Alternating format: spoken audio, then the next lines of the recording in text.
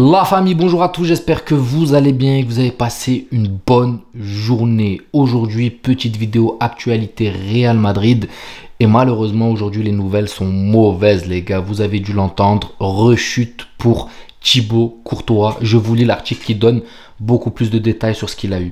Le Real Madrid confronté à une terrible nouvelle. Après une blessure survenue au cœur de l'été à la mi-août avec une rupture du ligament croisé antérieur du genou gauche, Thibaut Courtois semblait enfin entrevoir la fin du tunnel, retrouvant le chemin de l'entraînement. Une lueur d'espoir pour le joueur de 31 ans, même si son absence avait été palliée de manière adéquate par Kepa Arrizabalaga et Andriy Lunin. Malheureusement, ce mardi 19 mars, une nouvelle épreuve s'est abattue sur lui alors qu'il se préparait du côté de Valdebebas et que son retour imminent dans l'équipe se dessinait à l'horizon de la trêve internationale. Thibaut Courtois s'est effondré sur le terrain, contraint de quitter l'entraînement dans un état de détresse manifeste, selon les dernières révélations de Marca. Un diagnostic implacable, le verdict est tombé sans appel. Selon la Cadena Copé, le gardien a subi une déchirure du ménisque interne du genou droit. Donc je rappelle les gars, le ligament croisé c'était genou gauche, maintenant là c'est déchirure du ménisque genou droit.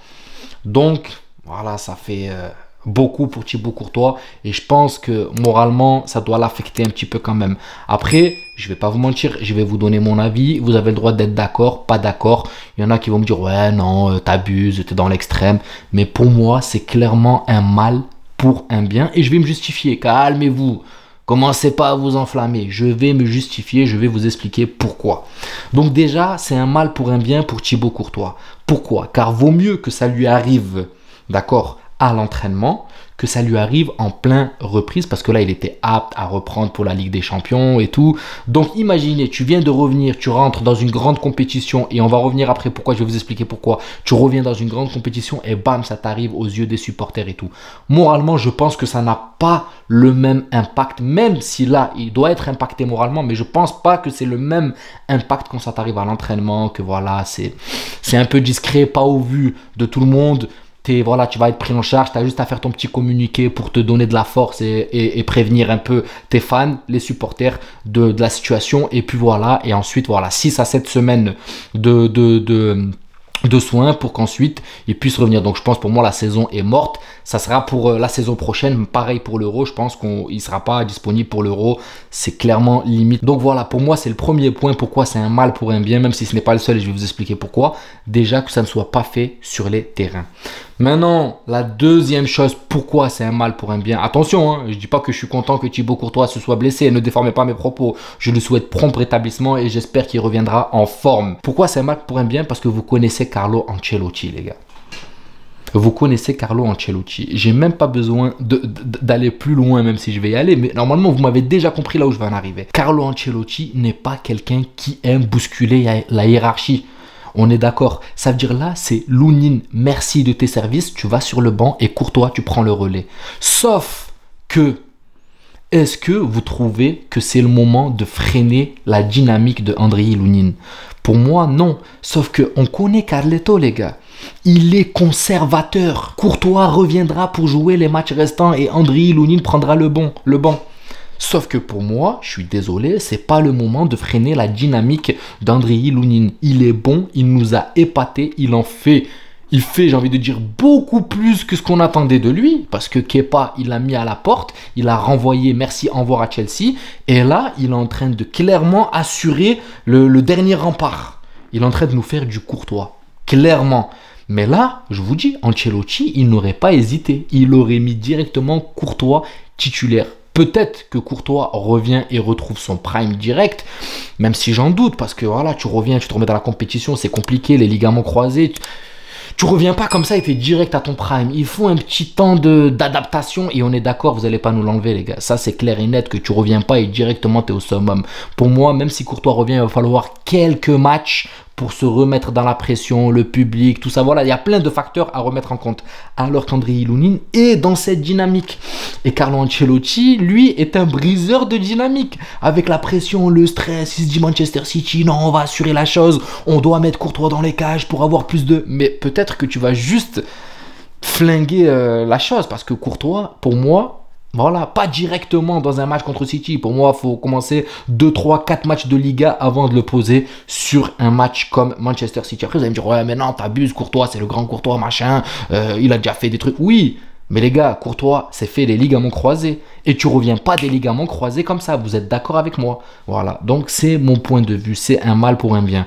Après, je me répète, les gars. Bien sûr que l'on souhaite prompt rétablissement à Thibaut Courtois. Et Andriy Lunin, on est d'accord qu'un jour ou l'autre, il va reprendre le banc, même si, attention, hein, il nous surprend le petit jeune, il peut venir tenir tête à Thibaut Courtois, parce que là, ces derniers temps, moi, clairement, je suis bluffé. Andriy Lunin, il m'a clairement bluffé, je ne l'attendais pas à ce niveau, et vous n'allez pas me dire que vous saviez que c'était un... Non, non, non, personne ne l'attendait à ce niveau, il est arrivé, il a mis Kepa Arrizabalaga à la porte, alors que Kepa a quand même l'habitude des grands rendez-vous de la Ligue des Champions, mais celui qu'on a senti plus en stress, vous m'excuserez, c'est Kepa et pas Lunin. Lunin, en fait, du fait qu'il sache que Thibaut Courtois est blessé, qu'il est passé devant Kepa, ben, ça lui a assuré une assurance complète. Donc là, venir et freiner cette dynamique, pour moi, clairement, c'est pas la chose à faire. Et comme je vous l'ai dit, ça me fait peur avec Carlo Ancelotti parce qu'il est capable du meilleur comme du pire. On le connaît, notre coach, les gars. On l'aime, on l'apprécie énormément. Mais il est capable du meilleur comme du pire. Et je vous le dis. Parce que s'il a... il est capable de nous remettre Rudiger sur le banc, les gars. Et d'aligner Nacho et Militao. Excusez-moi, j'ai oublié les noms. Parce que il est capable de le faire, les gars. Sur un coup de tête, ça peut être une erreur de sa part. Mais il est capable de le faire.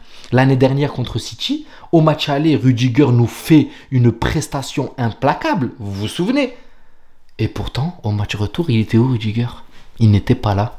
C'est pour ça que je vous dis attention, Carleto, c'est des fois, on se pose des questions avec lui. Il peut faire des erreurs manifestes. Et c'est ce qui me fait peur. C'est pour ça que je dis, c'est peut-être un mal pour un bien. C'est peut-être le destin qui a choisi ce chemin pour Thibaut Courtois. Et d'un côté, pour lui, c'est plus rassurant parce que voilà, maintenant il est fixé. Il sait que le genou droit aussi avait un problème.